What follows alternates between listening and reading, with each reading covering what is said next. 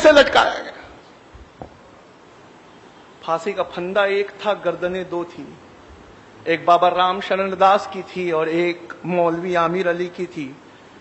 आज ये हिस्ट्री अगर आपको पढ़नी है तो अयोध्या में एक बहुत मशहूर जगह है जहां इमली का झाड़ वो आज भी मौजूद है, उसे कुबेर का टीला कहते हैं। आर्कियोलॉजिकल सर्वे ऑफ इंडिया ने उस कुबेर के टीले के पास इस हिस्ट्री को लिखकर एक बोर्ड में लटकाया हुआ है। हरियाणा में एक जगह है हांसी, वहां की हिस्ट्री है कि यहां पर दो दोस्त रहा करते थे, एक का नाम था हुकुमचंद जैन और एक का नाम मुनीर बेग था। इस हिस्ट्री में लिखा है कि हुकुमचंद जैन और मुनीर बेग दोनों ने इतना डटकर अंग्रेजों का मुकाबला किया, इतना लोहा लिया कि नाभा, कपूरथला, कश्मीर और पटौदी राजाओं की मदद से पकड़कर इन्हें अंग्रेजों को सौंपा गया। अंग्रेज चाहते थे हांसी की लोग हमेशा के लिए डर जाएं, उनकी हिम्मतें टूट जाएं, तो ऐसी अनोखी सजा आपको इतिहास के किताबों में कभी नहीं मिलेगी। हुकुमचंद जैन और मुनीर बेग को साथ लाया गया। हुकुमचंद जैन को उनके मजहब के खिलाफ जिंदा दफना दिया गया और मुनीर बेग को उनके मजहब के खिलाफ चिता पर जिंदा जला दिया गया। मोतिहारी के लोगों, हमारे बीच एक ऐसा इंसान है जिसने गांधी जी की जान बचाई। इस इंसान का नाम बटक मियां अंसारी है। बटक मियां अंसारी को ये काम सौंपा गया था कि वो गांधी जी को चंपारण सत्याग्रह के दौरान दोनों टाइम खाना खिलाते रहे। अंग्रेजों ने बटक मियां अंसारी के सारे परिवार को एक साथ किडनैप कर लिया और उन पर यह दबाव बनाया कि बटक मियां अंसारी गांधी जी के खाने में पॉइजन मिला दे। बटक मियां अंसारी ने उनके दबाव में जब ये कदम उठाना चाहा तो ऐन गांधी जी के निवाला तोड़ने से पहले बटक मियां अंसारी ने उनके हाथ से छीन कर वो डिश फेंक दी। जब गांधी जी ने पूछा तो रोने लगे। कहा अंग्रेज उद्योगपतियों ने कल मेरे बच्चे की लाश भिजवाई है, अगर आज मैंने आपको पॉइजन नहीं दिया तो एक और परिवार से ऐसा होगा जिसकी लाश मुझे भिजवा दी जाएगी। बटक मियां अंसारी ने अपने परिवार की परवाह बिना किए गांधी जी के हाथ से वो पॉइजन भरा कटोरा छीन कर फेंक दिया। ऐ मोतिहारी के लोगों, मैं उस वक्त वहां मौजूद था और मैं आज आपके बीच राष्ट्रपति बनकर आया हूं और गांधी जी की जान बचाने वाले इस बटक मियां अंसारी को उसके एवज में 50 एकड़ जमीन मोतिहारी में देना चाहता हूं। ये जिसकी स्पीच का टुकड़ा है वो हमारे भारत के पहले राष्ट्रपति बाबू राजेंद्र प्रसाद थे, जिन्होंने 1950 में बटक मियां अंसारी को जमीन का 50 एकड़ का टुकड़ा देना चाहा।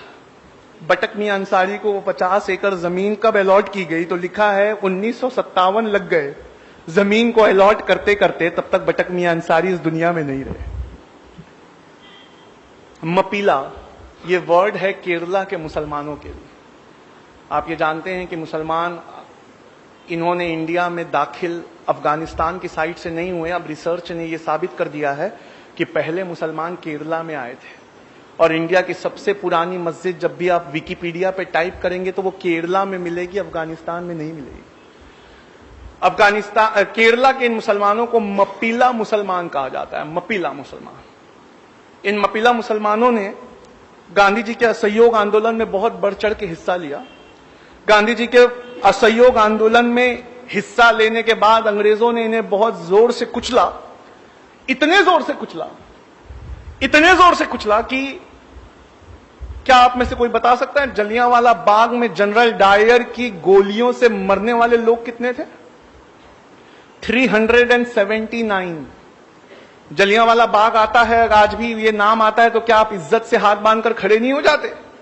379 निहत्थे औरतें, बच्चों और बूढ़ों पे गोलियां चलाई गई थी जलियांवाला बाग में। हम वो जब भी आता है हमारी आंखों में आंसू आ जाता है। आइए हिस्ट्री ले चलूं। लिखने वाले ऑथर ऐसे हैं जिनकी हिस्ट्री की किताबें कैम्ब्रिज और ऑक्सफोर्ड में पढ़ाई जाती हैं। नाम बिपिन चंद्रा है, चैप्टर है 17th चैप्टर, उसका नाम ही मपीला रेबेलियन है। मपीला रेबेलियन में लिखते हैं कि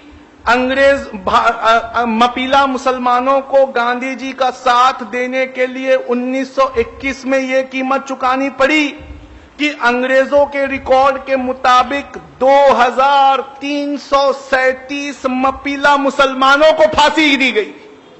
मैं इनके जो लीडर थे उनका नाम था हाजी कुन मोहम्मद, मैं उनसे मिल चुका हूं।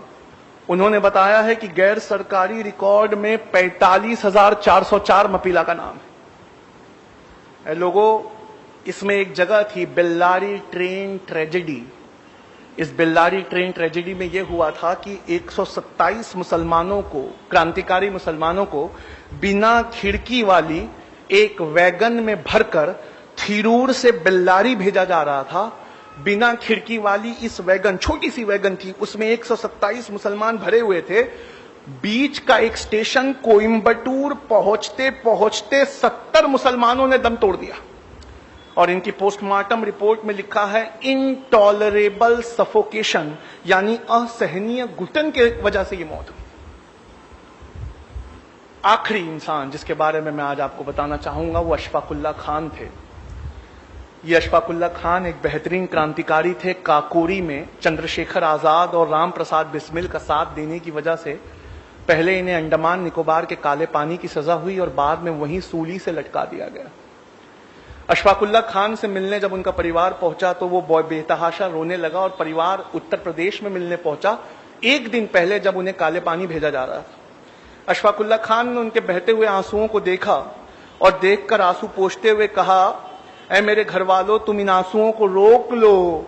क्या तुम्हें इस बात की खुशी नहीं है कि हर साल जब आजादी का दिन आएगा तो राम प्रसाद बिस्मिल, कन्हैया लाल और खुदीराम बोस के साथ उसी सांस में तुम्हारे भाई अशफाकुल्ला खान का भी नाम लिया जाए।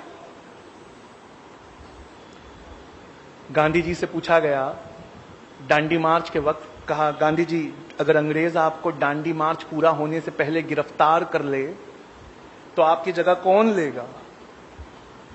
इतिहास में नाम दर्ज है, गांधी जी ने कहा अगर दांडी पहुंचने से पहले मुझे अंग्रेज सरकार गिरफ्तार कर ले तो मेरी जगह अब्बास तैयब जी लेंगे।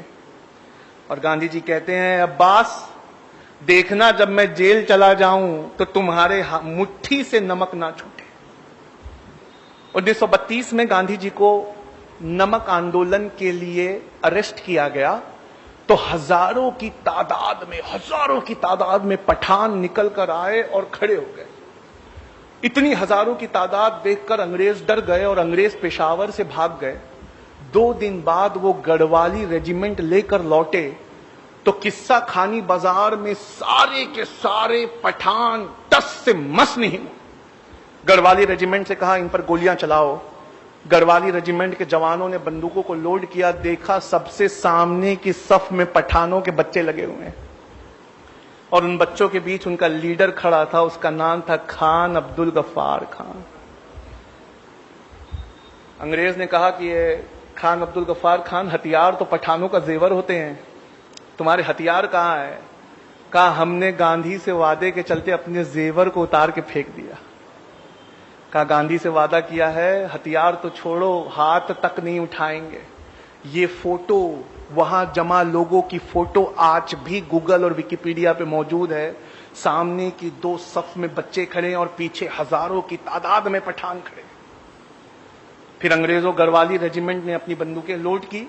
इससे पहले गोली चलाती, गढ़वाली रेजिमेंट ने बंदूक ये कहकर फेंक दी, हमारे देश में एक जलियांवाला बाग काफी है, निहत्तों पे हम गोली नहीं चलाएंगे। अंग्रेजों ने खुद साख्ता बंदूकें उठाई, 207 लोग मारे गए। आप जानते हैं भारत सरकार ने उन्हें क्या इज्जत दी है खान अब्दुल गफ्फार खान को? मरणोपरांत यानी मरने के बाद भारत रत्न पुरस्कार से सवारा। खान अब्दुल गफ्फार खान का टाइटल है सीमा अंत गांधी यानी फ्रंटियर गांधी। उनको जो प्लाक मिला था भारत रत्न पुरस्कार, ये जो इंडिया का सबसे बड़ा पुरस्कार है, उन्हें दिया गया, जबकि वो अफगानी थे, पर अफगानिस्तान उस वक्त इंडिया का हिस्सा था। उस प्लाक में से मैं पढ़ता हूं, उस प्लाक पे भारत सरकार ने क्या लिखा है। उस प्लाक में ये लिखा हुआ है कि किस्सा ख्वानी बाजार के दिन अपनी बहादुरी, दिलेरी और गांधी जी से चलते वादे के मुताबिक हिंसा के विरोध में अपने हथियारों को फेंक देने की वजह से और 90 साल की अपनी जिंदगी में से 45 साल जेल में गुजारने की वजह से सीमांत गांधी खान अब्दुल गफ्फार खान को भारत सरकार भारत रत्न से नवाजी। डीएनए ये एक न्यूज़पेपर है जो मुंबई में निकलता है। इसके आफ्टरनून एडिशन को टाइप करिए, उस पर लिखिए मीर उस्मान अली डीएनए। गूगल पे टाइप करके जैसे ही आप एंटर करेंगे अखबार की ये पेपर कटिंग खुलेगी जिसमें लिखा है 1965 में पाकिस्तान से हो रही लड़ाई के वक्त इंडिया के पास पैसे की कमी पड़ गई थी, तो भारत के प्रधानमंत्री लाल बहादुर शास्त्री ने ये अपील करी थी और अपील कर कर ये कहा था कि ये लोगों आगे बढ़कर चंदा दो नेशनल डिफेंस फंड में। मीर उस्मान अली ये उस समय हैदराबाद के निजाम थे। उनसे जब लाल बहादुर शास्त्री की अपील को सुना तो उन्होंने फोन किया लाल बहादुर शास्त्री से, कहा sir I want to meet you, आप हमारे हैदराबाद में आइए। कहा देखते नहीं, वार चल रहा है। कहा सर उसी के जिम्मन में मिलना है, मेरे पास फोटो मौजूद है, आप असरा के व्हाट्सएप ग्रुप से जुड़िए, मैं आपको वो फोटो फॉरवर्ड करता हूं। लाल बहादुर शास्त्री हाथ मिलाते हुए मीर उस्मान अली से, क्या आप जानते हैं 1965 में पाकिस्तान के खिलाफ लड़ाई के लिए इंडिया के इतिहास का सबसे बड़ा चंदा दिया गया था। 2015 तक वो रिकॉर्ड टूटा नहीं है। इंडिया का सबसे बड़ा चंदा मीर उस्मान अली ने 5000 किलो सोना दिया था।